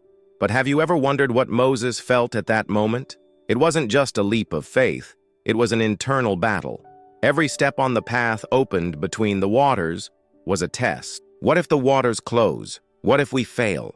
Every breath was a reminder of the weight of responsibility. Have you ever carried this burden? The constant fear of failing the one you love, of not being enough? And even with the sea open, the pressure did not decrease, because the Egyptian army continued to pursue them. The threat had not disappeared, and that's how it is in life. Even when you make progress, the fear of failure continues to follow you. A voice whispering, "What if you don't make it? What if everything falls apart?" But here is the truth that Jesus reveals to you. The fear of failure is not the end. In fact, it is the beginning of true faith, because faith is not the absence of fear. It's moving forward despite it. Moses was not perfect. He wasn't the bravest, but he chose to trust, even when all seemed lost. And when the last Israelite crossed the sea, God did the impossible again. The waters returned and destroyed the enemy army. Do you understand what this means? That the fear of failure is not proof that you don't have faith. It is an opportunity for you to see God acting where your strength cannot reach. But what about you? Have you been paralyzed by the fear of failure? Have you avoided dreaming, avoided trying, because the fear of error is greater than the hope of victory? Have you ever given up opportunities for fear of not being enough? Maybe you look around you and only see a Red Sea in front of you and enemies behind you, debts that seem to grow more than you can pay, relationships falling apart even with your best efforts, plans that fall apart even after so many prayers. But Jesus reveals something to you today. The same God who parted the Red Sea is the God who is on your side. The same one who transformed an impossible path into a safe passage is the one who promises to fight for you. But there is a key. You need to take the step. Moses had to lift his staff. The people had to walk through the waters. Faith is not passive. It is an act of trust, even when fear screams loudest. So I ask you, how long will you allow the fear of failure to stop you from seeing the impossible happen? How long will you accept fear as your advisor? Moses was not a flawless hero. He was a man like you, struggling with doubt, carrying the weight of responsibility. But what made him different was that he decided to listen to God's voice, even when all seemed lost. And that voice is speaking to you today. The Lord will fight for you. Exodus 14:14. You are not alone. You never were. But you need to decide. Will you continue to be paralyzed by fear? Or will you take the first step, even though you're trembling? If this message spoke to you, if the fear of failure has paralyzed your life, declare now in the comments, I trust in God even in the face of the impossible. Because the same God who opened the sea is the one who promises to open the way for you. But is fear the only enemy you need to overcome? What if I told you that there is an even deeper pain, something that corrodes the soul, distrust in God? What you hear now could change everything. And even when the fear of failure seems overwhelming, there is an even deeper pain that silently eats away at the heart. It's that subtle doubt, almost inaudible, but constant. Distrust in God, the feeling that maybe He isn't really listening, that maybe you are talking to the void. And this pain is so devastating because it strikes at the heart of faith. And who could understand this pain better than Thomas, one of the 12? The one who walked with Jesus, who saw miracles, who heard the promises. And yet, at the most crucial moment, his heart was gripped by a dark doubt. Jesus had died, the Master, the Savior, crucified. And with his death, it seemed that all dreams, all promises had died too. When the other disciples came saying, "We have seen the Lord," Thomas's heart hardened, maybe out of fear of getting hurt again, maybe out of pride, because I didn't want to seem naive. Unless I see the mark of the nails in his hands, and put my finger in the place of the nails, and put my hand into his side, I will not believe. John 20:25. Have you ever felt this way? As if you needed proof? As if faith weren't enough? You may not say it out loud, but in your heart you cry out, God, if you really are with me, then why am I suffering? Why don't I see a way out? Why does everything feel so empty? And then days pass. God's silence seems deafening. The anguish grows. And you ask yourself, have I been forgotten? Is it all an illusion? It was in this silence that Thomas lived. Days of uncertainty. Days when every heartbeat was marked by doubt. But then, something happened. 8 days later, the disciples were gathered together, and Thomas with them. The doors were closed. Fear still hung in the air. But Jesus appeared. And instead of condemning Thomas, Jesus looked at him with a love that cut through his doubt. Put your finger here and see my hands, and reach your hand and put it in my side. And be not unbelieving but believing. John 20:27. Jesus did not reject Thomas. He did not push him away because of his unbelief. He invited you to touch, to feel, to see that faith is not the absence of doubt, but a choice to trust despite it. And in that moment, Thomas's hardened heart broke. My Lord and my God, John 20:28. Do you understand what this means? That God does not abandon you even when you have doubts. That He is not offended by your fear, your weakness, your uncertainty. On the contrary, he comes to meet you. But have you ever wondered why Jesus allowed Thomas to doubt? Because sometimes it is in the pain of doubt that true faith is forged. It's when the silence seems most deafening that we learn to hear God's still small voice. And maybe you are experiencing exactly that right now. A suffocating silence, an emptiness that seems to scream louder than your prayers. You've tried, you've cried, but it seems like nothing changes. You see the blessings in other people's lives, but not in yours. You hear testimonies of miracles, but your life remains the same. And a voice whispers, "Does God really care? Does he really see me?" But Jesus reveals something to you now. Silence is not absence. Silence is the preparation for the miracle. It is the space where faith is tested. It is where the shell of doubt is broken so that true trust can grow. Thomas was not condemned for his doubt. He was transformed by her because he didn't hide his fear. He didn't pretend to have a faith he didn't have. He exposed his wound, and it was exactly there that Jesus touched him. And today, Jesus does the same with you. He does not despise you for your doubts. He doesn't reject you for your questions. On the contrary, he approaches. Even when you don't see it, even when you don't feel it, but there is something you need to do. You need to expose your heart. You need to let go of your pride in appearing strong, because it is in your weakness that grace is revealed. Have you been carrying a distrust disguised as caution? Have you lived a lukewarm faith full of unanswered questions? Maybe you are tired of waiting, of believing, of praying. But today, Jesus tells you, "Blessed are those who have not seen and yet have believed." John 20:29. This is not a judgment, it's a promise. Because faith is choosing to trust even when everything seems uncertain. It's deciding to wait even when the silence is deafening. And I ask you, how long will you allow doubt to steal the peace that God has for you?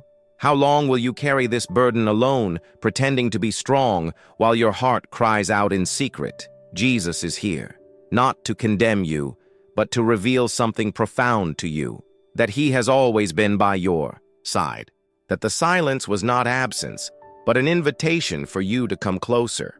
If this word touched your heart, if you have been living with this suffocating doubt, declare now in the comments, "My Lord and my God," because faith is not the absence of questions. It's the choice to trust, even when the answers don't appear.